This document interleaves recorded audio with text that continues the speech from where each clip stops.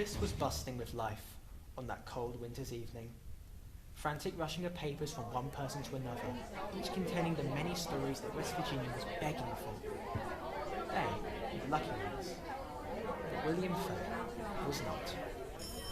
He sat there, his head slumped in his hands, and sighing instead of writing. Like always, he was given the scraps of the goings-on around town. Something about some old bag turning 100 was lazily typed into his typewriter. Along with the date, December 13th, 1967.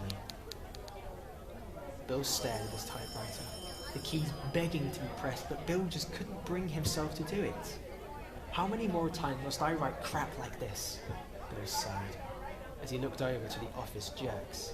So cool, in fact, that they don't need to wear a tie about the neck or do their shirts all the way up.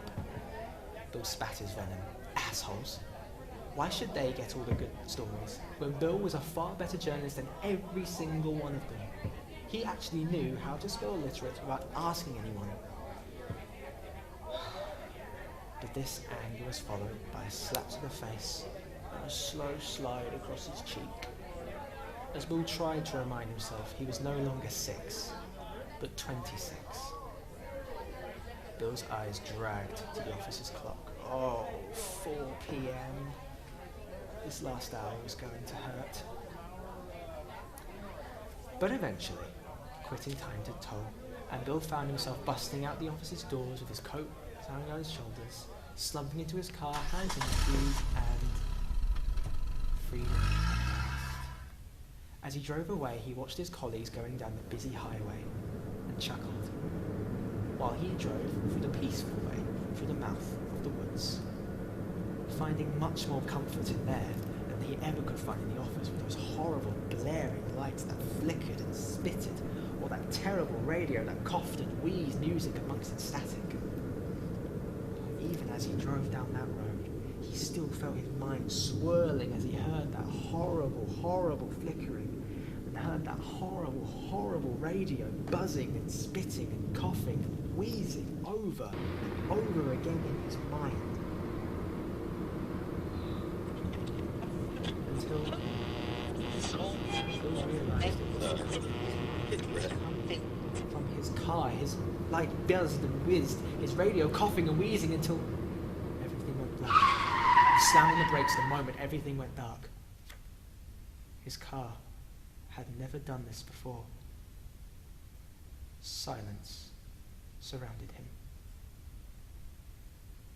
Realising he had to deal with the issue himself, he looked out the window. As much as he found supposed comfort in this darkness, he knew he couldn't see anything in it.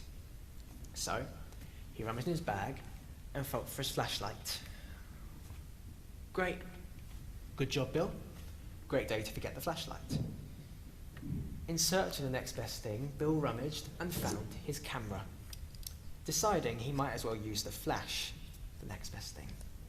So, he felt for the door and stepped out once more into the cold winter air. He was by his car, the starting line. He'd overstepped like an absolute idiot and was now by a tree. He was by his car's bonnet, the finish line. Feeling for the car's bonnet, he decided to deal with this issue the American way. It took a fair few strikes to the bonnet before the car eventually flickered back to life. Mission successful. Chuffed with himself slightly, and camera still in hand, he turned to face the glowing abyss and felt his blood run ice cold. It was standing on the beam of the headlights, its tall, twisted, hairy limbs like dying branches caked in mould, those fiery red embery eyes that burned him, scolded him, and then Bill screamed. He screamed so loud and his fingers clenched as another flash filled the air, along with an ear-piercing screech. A gust of wind shook Bill's very bones as the screeching seemed to get quieter and quieter. When Bill opened his eyes, there was nothing before him.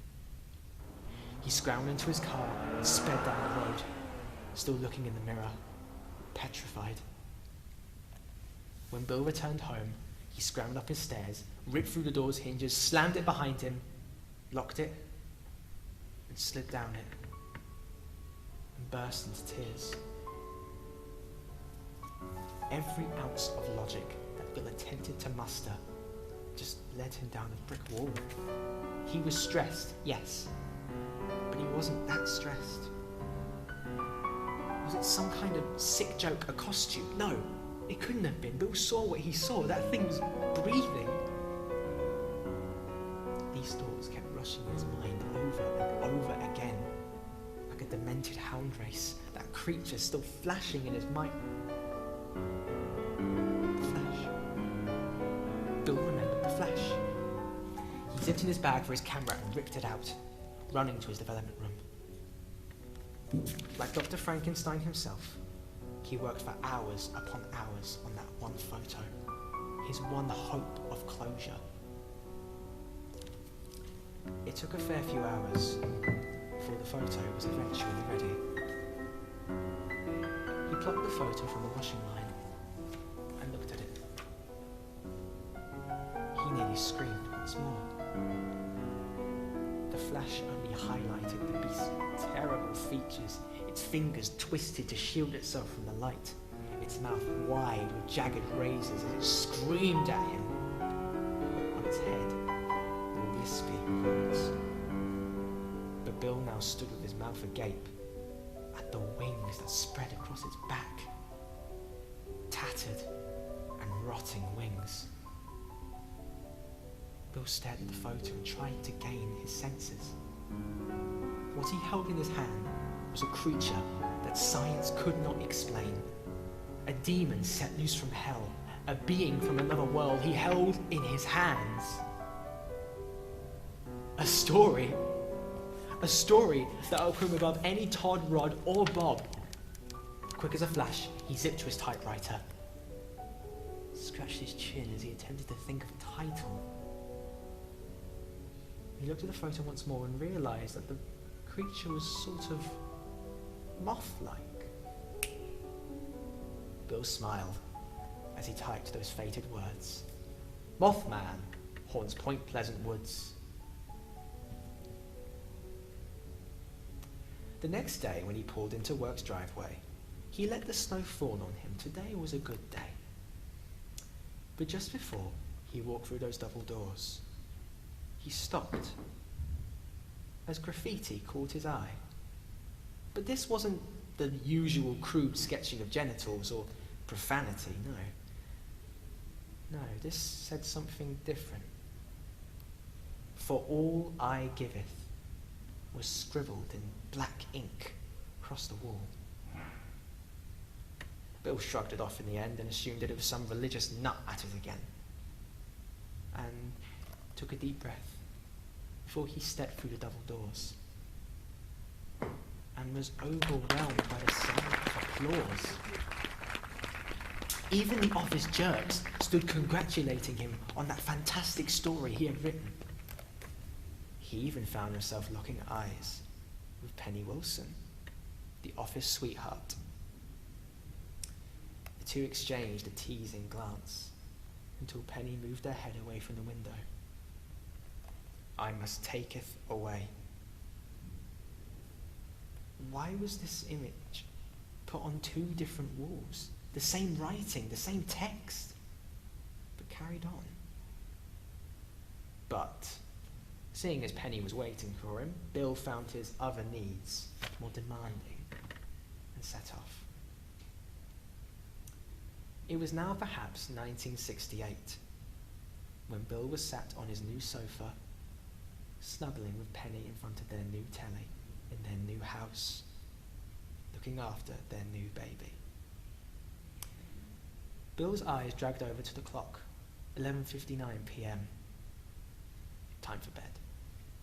Penny went upstairs first. Bill wanted to turn everything off, had to keep careful of money. So, as Penny walked up the stairs, he went to the telly and the radio, and then picked up the baby monitor, but couldn't help but listen to the chucklings and gigglings of his little boy.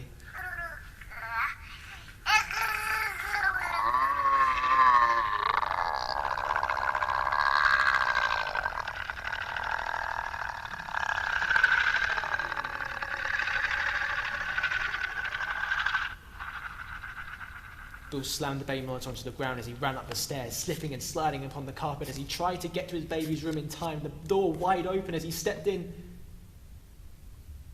and felt his blood run cold. It was now standing in the open window. In one hand it cradled his baby, and over his shoulder was a slumped penny. Her eyes faded, white, and her mouth drooling. His eyes did not blink, those burning embers that looked straight into him, burned him, scolded him, branded him. And as it flew away, Bill fell to his knees, as he remembered, for all he giveth, he must taketh away. Good night.